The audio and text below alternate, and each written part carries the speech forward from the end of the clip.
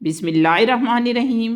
ظفر Iqbal Urdu academy post number 2802 lecturer Urdu کی تیاری کے لیے یہ پوسٹ لکھی جاتی ہیں جو CSS PMS NTS FPSC اور PPSC کے اہم ترین سوالات پر مشتمل ہوتی ہے۔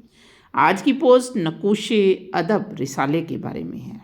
تو ہمارا پہلا سوال ہے کہ نقوش زندہ سید سجاد ظہیر کے تحریر کردہ خطوط کا مجموعہ ہے، یعنی جو انہوں نے خط لکھے انہیں ایک مجموعے کی صورت میں نقوش زندہ کی صورت میں شائع کیا گیا۔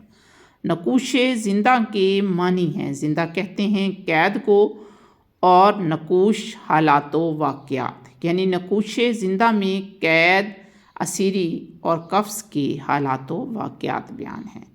نقوش زندہ کے خطوط انہوں نے اپنی بیوی یا اہلیہ رضیہ سجاد ظہیر کے نام جو خط جیل میں لکھے یہ وہ ہیں۔ نقوش زندہ کا پیش لفظ جوش ملی آبادی نے لکھا۔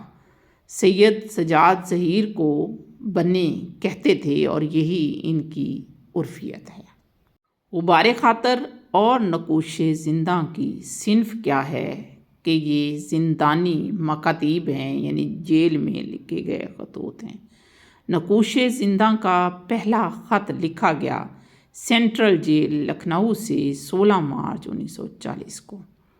نقوش زندہ کے خطوط کی کل تعداد 81 ہے اور نقوش زندہ کی خطوط کی اشاعت جون 1951 مکتبہ شاہراہ دہلی سے ہوئی۔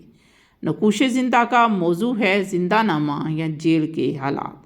زرد گلاب اور اللہ دے بندہ لے رضیہ سجاد ظہیر کے افسانوی مجموعے ہیں۔ واضح رہے کہ یہ سجاد ظہیر کی اہلیہ تھی۔